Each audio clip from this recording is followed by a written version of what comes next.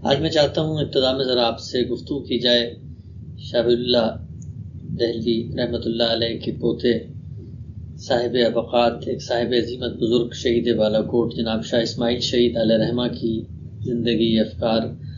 آپ نے کب ان کو پڑھا، کب ان کے نظام فکر یا ان کے حالات و واقعات سے آگہی حاصل ہوئی، اور دیکھتے کیسے ہیں ان کے اثرات، ان کی پوری تصنیفی زندگی اور ملت پر آگے جو ان کے اثرات ہوئے، اس بارے میں چاہتا ہوں کہ گزرنا تبادلہ خیر.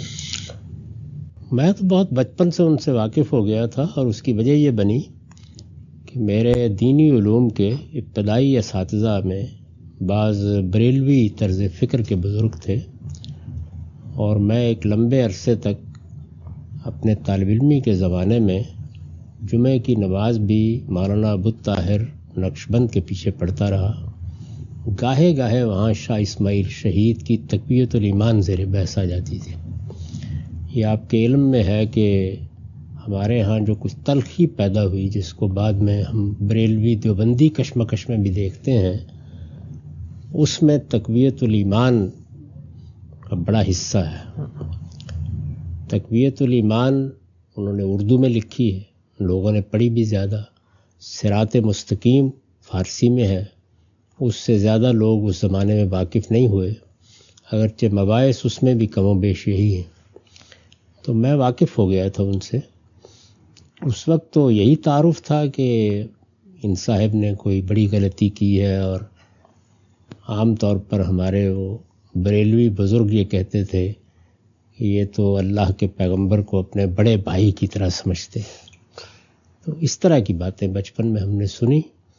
خیر اس کے بعد جب علم سے کچھ تعارف ہونا شروع ہوا اور بعض دوسرے بزرگوں کو پڑھا، خاص طور پر مولانا ابوالکلام آزاد کا تذکرہ جب میں نے پڑھا، اور اس میں ابن تیمیہ کا بہت ذکر ہوا ہے، بلکہ کہا جا سکتا ہے کہ ابن تیمیہ کو اس حیثیت سے اور ان کی پوری شخصیت کے تعارف کے ساتھ اردو دان لوگوں کے سامنے سب سے پہلے مولانا ابوالکلام آزاد ہی نے اس شان کے ساتھ پیش کیا.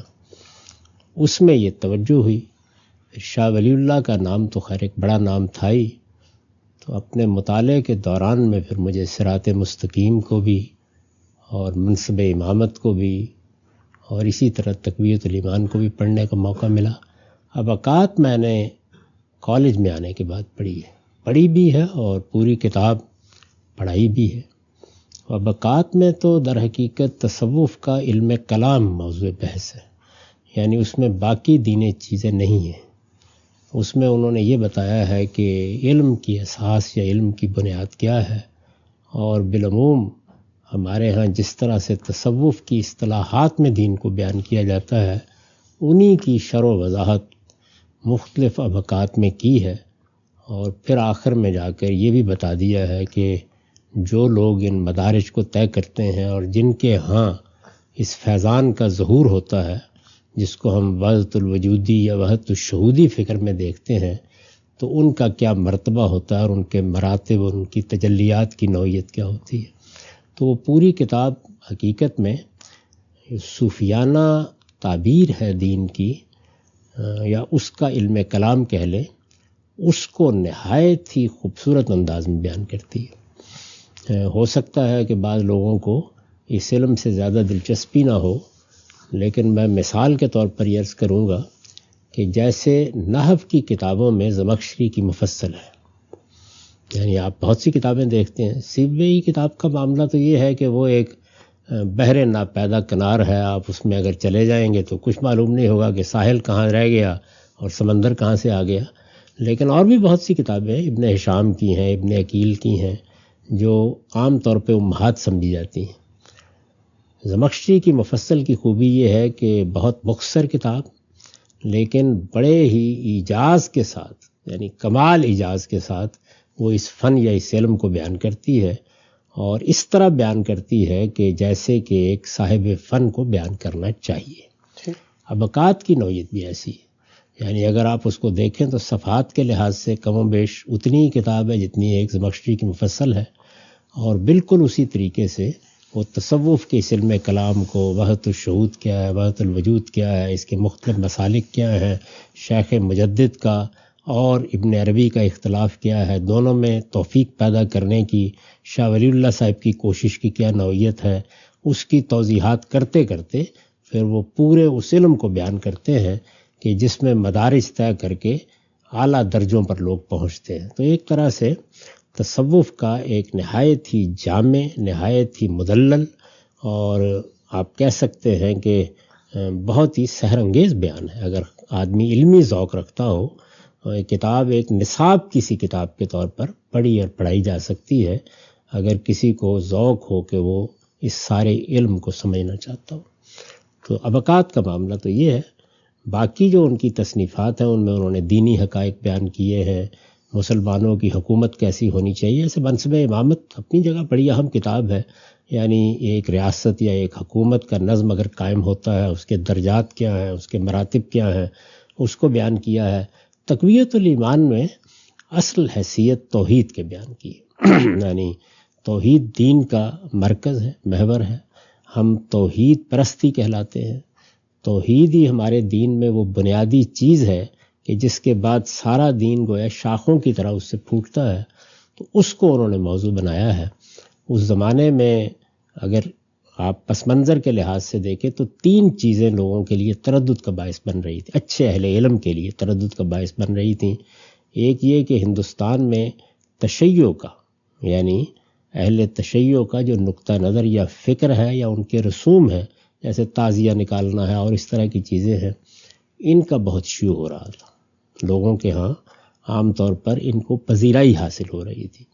دوسری جانب جو خود ہندوستان کے رسوم و رواج تھے وہ لوگوں کے لیے بڑے مرغوب ہوتے جا رہے تھے، شادیوں میں، بیاہوں میں، مرنے پر، جینے میں، اس طرح کی چیزیں بہت عام ہو گئی تھیں۔ اور تیسرے یہ کہ عام طور پر لوگ دین کے معاملے میں بے پرواہ سے ہوتے جا رہے تھے۔ تو ان سب چیزوں کو انہوں نے موضوع بنایا اور موضوع بنا کر لوگوں کو یہ بتانے کی کوشش کی کہ اصل دین کیا ہے، اس کی اصل تعلیمات کیا ہیں، توحید پر ایمان کے تقاضے کیا ہیں، ایمان کس درجے میں صاف پاک ہونا چاہیے۔ اب یہ خیال نہ کریں کہ میں یہ عرض کر رہا ہوں تو مجھے اس کے لفظ سے اتفاق ہے۔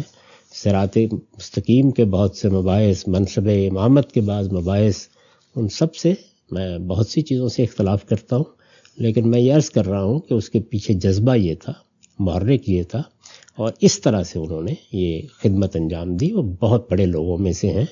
اختلاف اتفاق بالکل ایک الگ چیز ہے، لیکن شاہ ولی اللہ کے گھرانے میں اس میں شبہ نہیں کہ ان کے بیٹوں میں شاہ عبد القادر بھی ایک بڑے عالم ہیں، شاہ عبد العزیز کے تو کیا کہنے، شاہ اسماعیل کا مقام بھی کم نہیں۔ ٹھیک، اچھا آپ نے بتایا ہم سب یہ جو خانوادہ ہے شاہ ولی اللہ علیہ رحمہ کا، شاہ عبد العزیز ہوں یا مثلا شاہ رفیع الدین ہوں، ان سب کے ہاں وہ ایک علمی رمق اور ایک جس کو آپ کہتے ہیں خدائی صلاحیت ہے لیڈرشپ کی بھی، اور دین پر غور و فکر و تفقہ کے حوالے سے بھی۔ ابھی ذکر ہوا یہاں پر تقویت الایمان کا۔ بعض لوگ یہ کہتے ہیں اہل علم علماء کہ تقویت الایمان ہی وہ پہلی کتاب ہے کہ جس نے بر صغیر کے اندر جو سلفی روایت ہے، بعد میں جس کو اہل حدیث نقطہ نظر نے ایک نمائندہ حیثیت میں اپنایا اور پیش کیا، اس کی بنیاد بھی یہ کتاب ہی بنتی ہے۔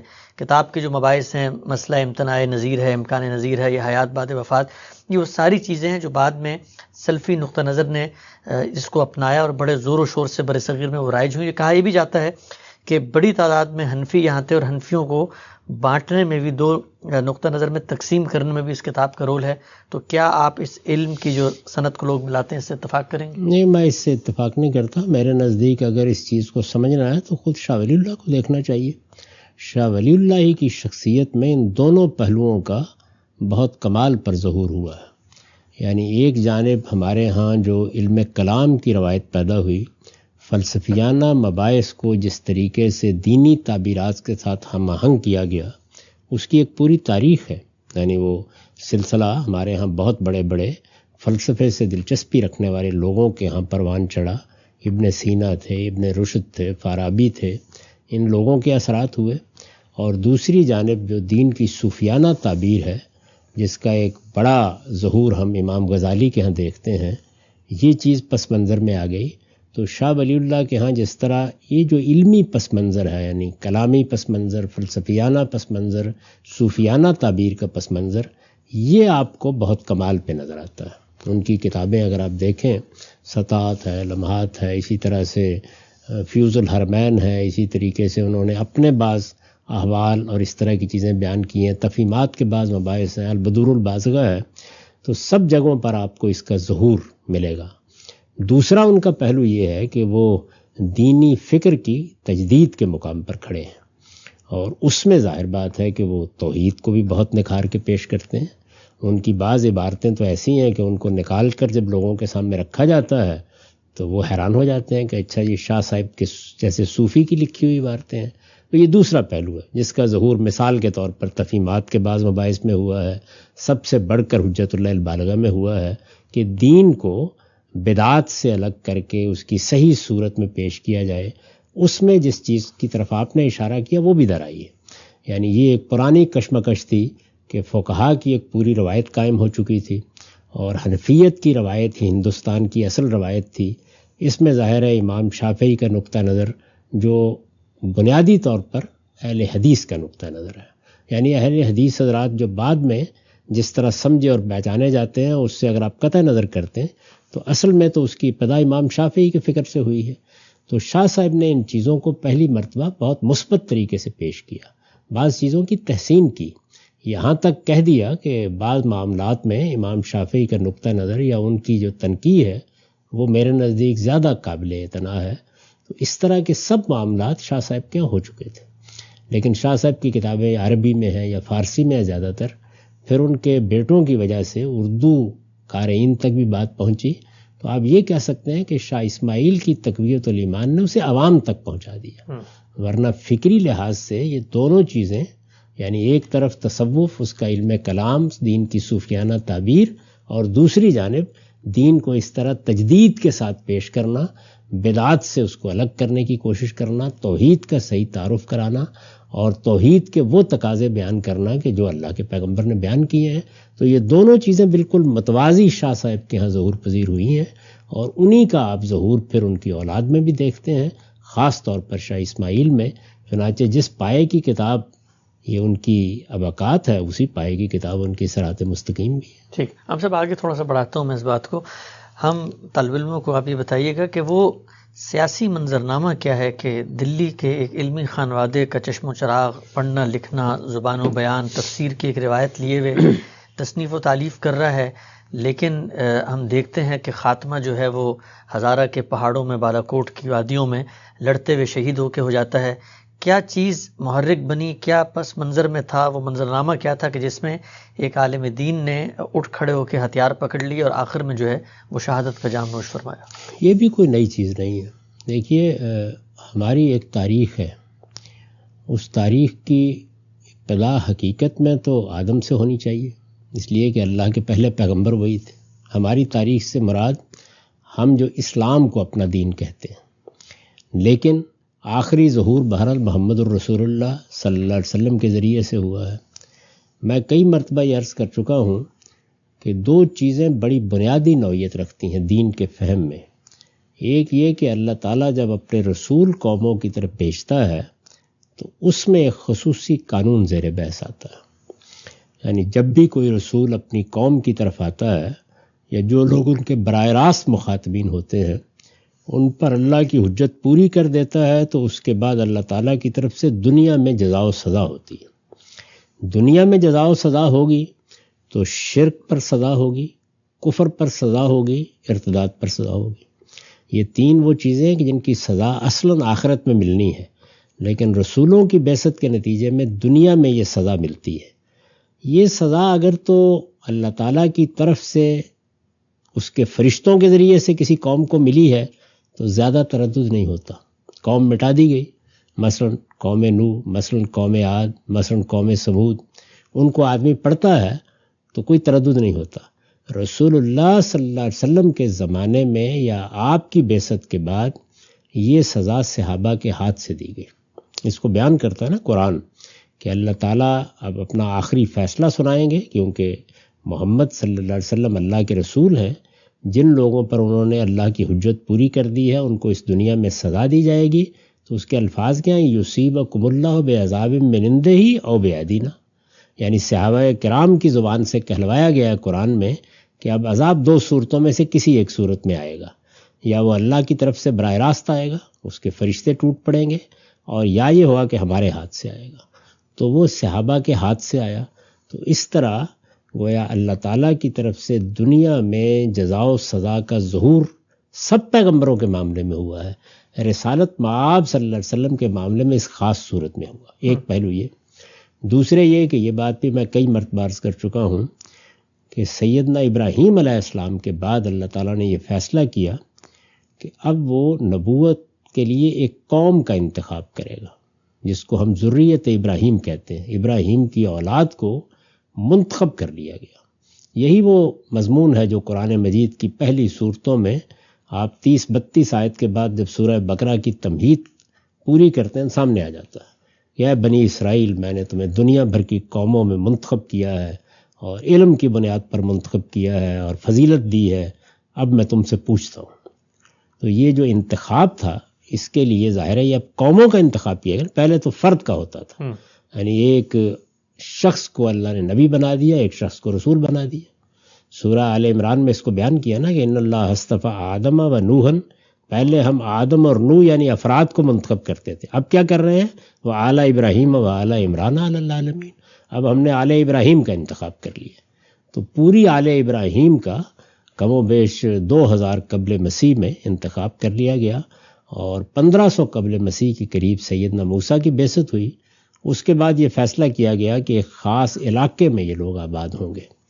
فلسطین کے اس علاقے کو اللہ تعالیٰ نے اپنا علاقہ قرار دے دیا، یعنی یہ زمین ساری کی ساری اسی کی ہے، لیکن یہ انسانوں کے حوالے کر دی گئی ہے۔ جاؤ رہو یہاں پہ، شیطنت کرنی ہے شیطنت کرو، خدا کی بندگی کرو گے تو اجر پاؤ گے، لیکن اس کی آزادی دے دی گئی۔ تو فلسطین کے علاقے کو اللہ تعالیٰ نے اپنے لیے خاص کیا اور خالی کرا لیا۔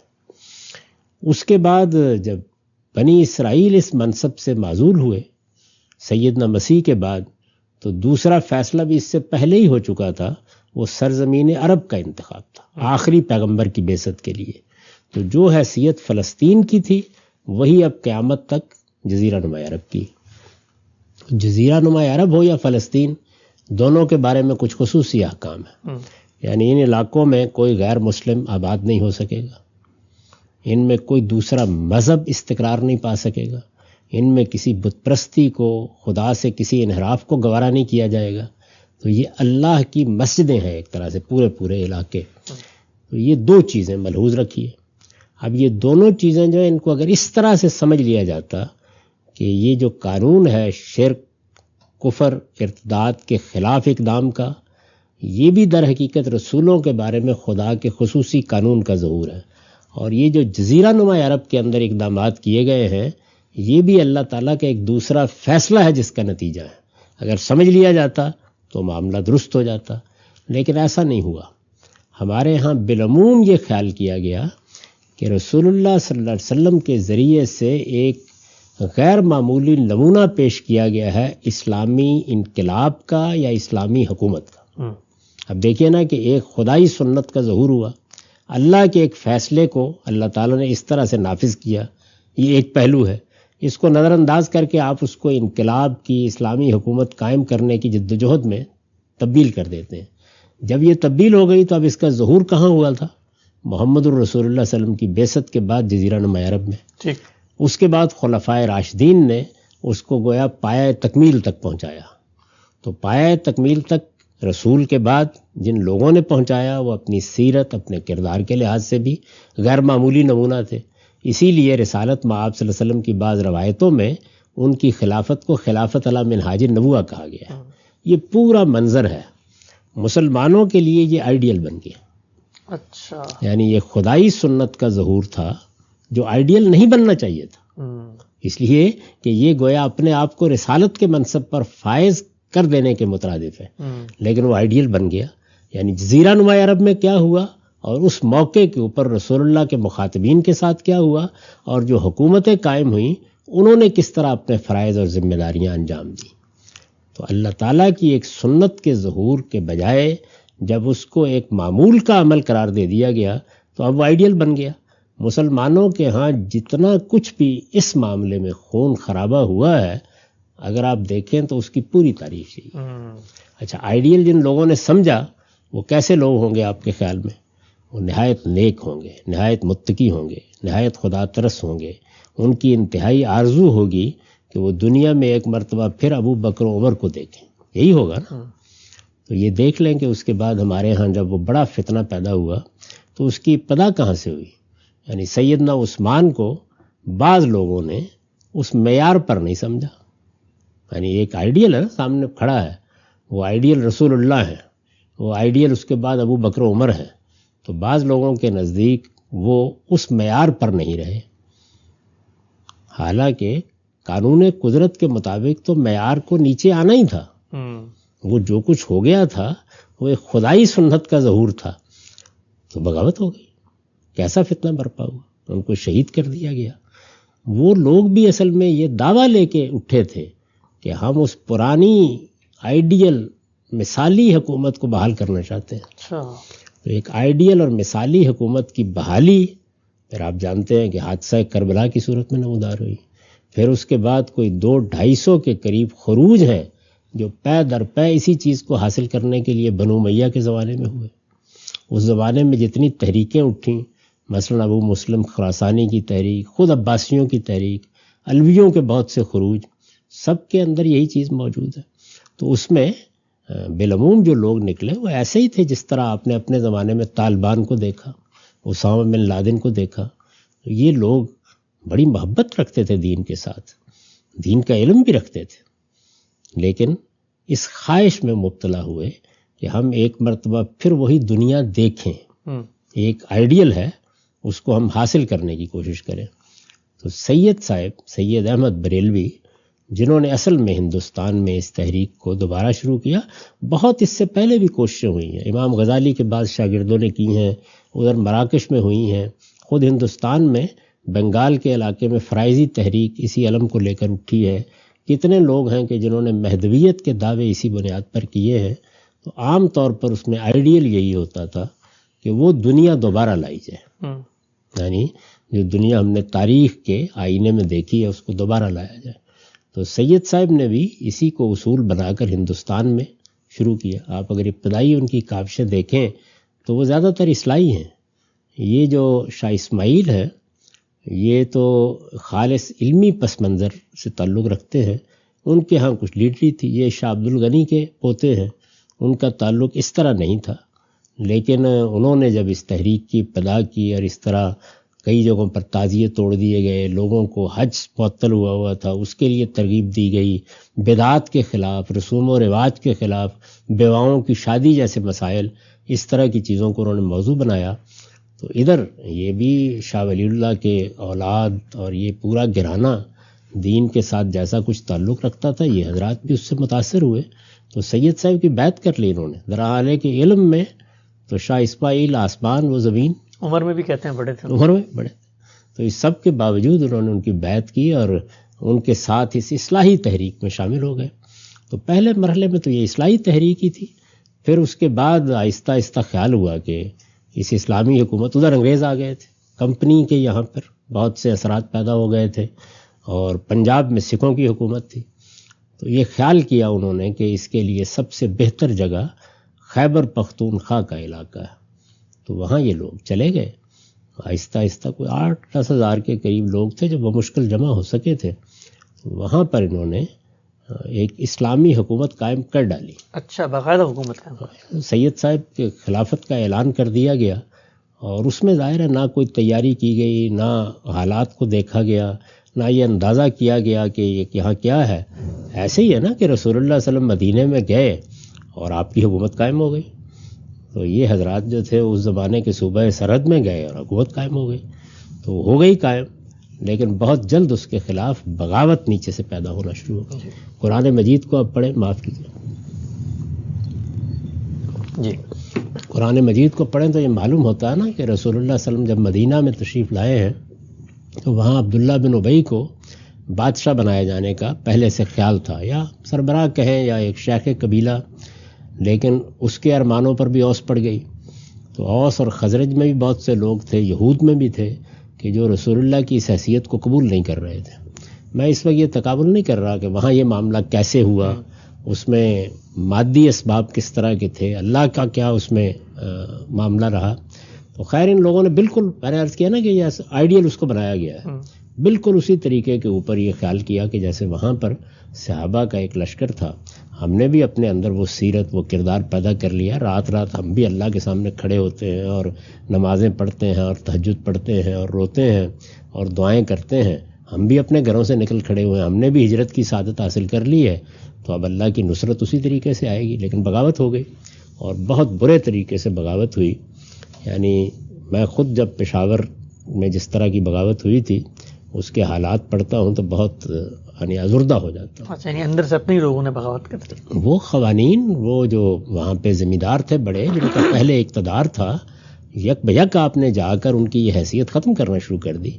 تو انہوں نے پہلے مرحلے میں تو ظاہر ہے 8-10 ہزار کا لشکر تھا، تو وہاں کوئی ایسے لوگ تو نہیں تھے.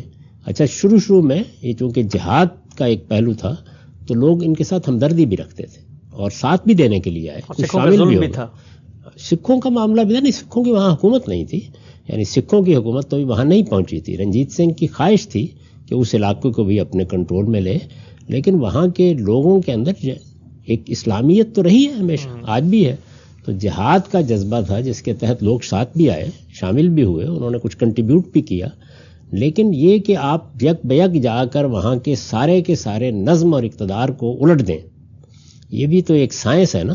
کہ کسی معاشرے میں اگر آپ نے کوئی حکومت قائم کرنی ہے یا وہاں کے حالات کا مطالعہ کیے بغیر کوئی اقدام کرنا ہے تو پھر دیکھ لیں کہ اس کے نتائج کیا نکلیں گے. تو بالکل وہی قیاس کیا گیا، نہیں وہاں خدا یہ کام کر رہا تھا، اس کائنات کا پروردگار، تو خیال کیا کہ ویسا ہی ہو جائے گا. لیکن بغاوت ہوئی اور چن کر جو ان کے عمراء مقرر کیے گئے تھے مار دیے گئے. تو بہت بڑا حادثہ ہوا. اس کے بعد پھر کچھ تھوڑی صفحے انہوں نے درست کی کہ اس دوران میں بالا کوٹ میں سکھوں کے ساتھ رنجیت سنگھ کی افواج کے ساتھ معاملہ پڑ گیا. اس میں بڑی افسوسناک شکست ہوئی اور آخر میں سید صاحب خود ڈسپریٹ ہو کے باہر نکلے. وہ تو آپ اس کے حالات پڑھیں تو معلوم ہوتا ہے کہ انہیں یہ معلوم تھا کہ اب کچھ باقی نہیں رہا، مجھے بھی شہید ہی ہونا ہے. تو جذبہ، دین کے ساتھ محبت، مرنے کی آرزو، میرا خیال ہے کہ اب مجھے اس کی تصویر کشی کی ضرورت نہیں ہے. یہ سب کچھ آپ نے اس زمانے میں پچھلے 35-40 سال میں طالبان کے ہاں دیکھ لیا ہے، بالکل وہی تاریخ دہرائی گئی. ٹھیک، یہ ایسے ہوا. اچھا ہم سے بھی بتائیے گا، یہ جو آپ نے بتایا بہت ہی جس کو آپ کہتے ہیں دل خراش اور بڑا ہی افسوسناک مسلمانوں کی تاریخ کا پہلو ہے، پے در پہ کام ہوتا ہے. سوال میرا آپ سے یہ ہے کہ جب یہ شکست ہوتی ہے تو شکست کے بعد تو آدمی میں جذبہ پیدا ہوتا ہے، قوموں میں خود احتسابی کا طریقہ کار، حکمت عملی اور اپنا جو پورا نظام ہے اس چیز کو نافذ کرنے کا، کم سے کم اس میں ترمیم یا اس پہ کوئی سوچ بچار، اگرچہ آپ کا نقطہ نظر غلط ہو لیکن تدریج کیسے ہو، حکمت عملی کیا ہو. ہم یہ دیکھتے ہیں کہ ہر شکست جو ہے وہ ایک نیا جذبہ دے دیتی ہے، اور اس جذبے کو اگر میں ایک شعر میں بیان کروں، کہتے ہیں کہ یہ سواد کوئے جانا، یہ قدم قدم بلائیں، جنہیں زندگی وہ پیاری وہ یہیں سے لوٹ جائیں. تو شکست ہی گویا نئی تحریک کی مہمیز بن جاتی ہے. شاہ صاحب کی شکست ہوئی، اس کے بعد تحریکیں اٹھیں. اس کا کیا حل ہے اور اس کی کیا وجہ ہے کہ مسلمان شکست میں ہی زندگی پیدا کر لیتے ہیں؟ یہ سیاست کیا ہوتی ہے، سیاست کے تقاضے کیا ہیں، حکومتیں کیسے قائم ہوتی ہیں، سماج کس طرح سے حکومتوں میں تبدیل ہوتا ہے. اگر لوگوں کو صرف اپنے خلدون کا مقدمہ اچھے طریقے سے پڑھا دیا جائے تو وہ سمجھ سکیں کہ سماجی علوم کیا چیز ہوتے ہیں. یہ مذہبی جذبہ رکھنے والے لوگ ہیں زیادہ تر، یعنی ان کے ہاں صورتحال یہی ہے کہ جذبہ ہے.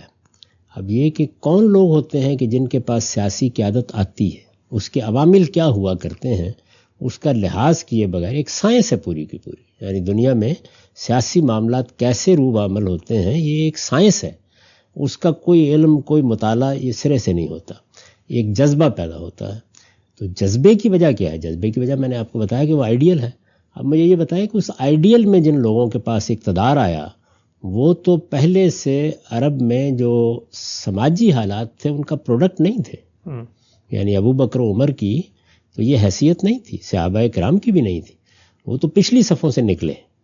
یعنی اس معاشرے کے نوجوان تھے زیادہ تر، وہ لوگ نکلے. جو اصل قیادت تھی جو بدر میں کھیت رہی، وہ اصل قیادت ایمان نہیں لے آئی یا اس پر اقتدار نہیں قائم ہو گیا، اس کا خدا نے خاتمہ کر دیا یوم الفرقان کو. تو یہ جو نئی قیادت آئی تو آدمی یہ خیال کرتا ہے کہ ایسے ہی ہمارے پاس بھی آ جائے گی. اچھا، یعنی وہ ایک سائنس ہے نا. یعنی اگر اللہ تعالیٰ مداخلت نہیں کرے گا تو کیسے قیادت ملے گی، کن کو ملے گی؟ اس کا مطالعہ آپ سائنسی طریقے سے کریں گے تو نتائج اور نکلیں گے. تو آپ مذہبی جذبے سے اور اس چیز کو آئیڈیل بنا کر کرتے ہیں، اور آپ کا خیال ہوتا ہے کہ اسی طرح ہمارے ہاتھ میں حکومت آ جائے گی اور ہم یہاں پر اللہ کے دین کو نافذ کر دیں گے، غالب کر دیں گے، خدا کی شریعت روبہ عمل ہوگی، لوگ دیکھیں گے. تو یہ جذبہ جو ہے یہ ختم نہیں ہوتا. تو اس وقت ان لوگوں نے جہاد کا طریقہ اس کے لیے اختیار کیا. مہدی سوڈانی کی تحریک پڑھیں، اس میں بھی ایسا ہی ہوا. اور پھر اس کے بعد جس طرح کا حملہ کیا گیا، جس طرح لارڈ کشن نے ان کو مارا، وہ اپنی جگہ ایک بڑی دلخراش داستان ہے. تو یہ معاملات ہوتے رہے. ٹیپو سلطان کے ساتھ جو ہمارے یہاں لوگوں نے وابستگی کر لی تھی، میں عرض کر رہا ہوں کہ پچھلے 35 سال میں ہمارے سامنے طالبان کی پوری تحریک میں یہی ہوا ہے. یہ ختم نہیں ہوا، جہاں موقع ملتا ہے یہ چیز آ جاتی ہے. اس کے بالکل برخلاف جو کچھ لوگ جدید پڑھے لکھے تھے، انہوں نے دور حاضر کی بعض چیزوں کو سامنے رکھ کر تحریکیں برپا کیں. اور ان کے سامنے کیا مسئلہ تھا جو آپ کہہ سکتے ہیں کہ مظلہ ایک قدم بن گیا، وہ یہ تھا کہ جس زمانے میں یہ سب کچھ ہو رہا تھا، موجودہ زمانے میں، اس میں بعض جگہوں کے اوپر فی الواقع بعض انقلابات برپا. مثلا روس میں ایک انقلاب برپا ہو گیا، چین میں ایک انقلاب برپا ہو گیا، اسی طریقے سے اور بھی. انقلاب فرانس تو خیر ماضی کی بات تھی. تو یہ جو چیز تھی اس نے بھی لوگوں کو حوصلہ دیا کہ اچھا مختلف طریقہ اختیار کر کے اور لوگوں کو موبلائز کر کے بھی یہ چیز حاصل کی جا سکتی ہے. ایک تو نا کہ لڑ کے حاصل کی جائے. تو بعض لوگوں کو یہ خیال ہوا کہ جو افواج اس وقت منظم ہو گئی ہیں تو ان افواج میں پینیٹریٹ کر کے یہ چیز حاصل کی جا سکتی ہے. حزب التحریر کے لوگ اسی کو لائے عمل کے طور پر بیان کرتے ہیں. اخوان سے خود یہی غلطی ہوئی. مولانا سید اول اللہ صاحب مودودی کا یہ کمال ہے البتہ کہ انہوں نے اسی جذبے کے ساتھ اس دعوت کی ابتدا کی. اور اس میں بھی دیکھیے جو میں نے آپ سے عرض کیا کہ رسول اللہ کا وہ کام وہ آئیڈیل بن گیا. ان کی ایک علی گڑھ میں، علی گڑھ کا جو بڑا ہال ہے اسٹریچی ہال، اس کے اندر تقریر ہے، وہ چھپتی ہے، اسلامی حکومت کس طرح قائم ہوتی ہے. بالکل رسول اللہ کا پورا لائے عمل انہوں نے بیان کی ہے اجمال کے ساتھ. تو یہی ان کے لیے بھی انسپریشن کا منبع الہام یہی چیز بنی ہے. آپ دیکھیے ابھی کل کی بات ہے، ہمارے مخدوم ڈاکٹر اسرار احمد صاحب، انہوں نے پورے لائے عمل کا نام کیا رکھا ہے؟ منہج انقلاب نبوی. یعنی رسول اللہ کے ساتھ جو معاملہ ہوا وہ خدائی سنت کے ظہور کی بجائے انقلاب کی ایک تحریک بن گیا. جب ذہن میں وہ بن گیا تو پھر قابل عمل ہو گیا نا. یعنی وہ ایک ایسا کام بن گیا کہ جس کو میں آپ بھی کر سکتے ہیں اگر ہمت کر لیں. تو اسی وجہ سے وہ جذبہ پیدا ہوتا ہے اور پھر اپنے زمانے کے لحاظ سے وہ تبدیل ہوتی جاتی ہے. چنانچہ ان کی اگر آپ تقریریں سنیں تو وہ آپ کو بیان کریں گے کہ ہم اس طریقے سے لوگوں کو نکالیں گے باہر، اور اس کے بعد پیسو ریزسٹنس ہوگی اور پھر ایک وقت آ جائے گا. لیکن خواب تھا جو کچھ کے دیکھا، جو سنا افسانہ تھا. چیزیں ختم ہو گئیں کیونکہ یہ دنیا میں جو سماج کی سائنس ہے اس کے بالکل خلاف ہے. اور دوسری جانب جو دین کے فہم میں غلطی ہوئی ہے اس میں یہ ہے کہ خدائی سنت کے ظہور کو انقلابی واقعہ سمجھ لیا گیا. ٹھیک ہے، ہم سے بہت ہی تفصیل سے آپ نے شاہ صاحب کا پس منظر اور کیسے ان کی زندگی کے حالات اور واقعات گزرے، ان کی علمی تصانیف پہ اظہار خیال کیا.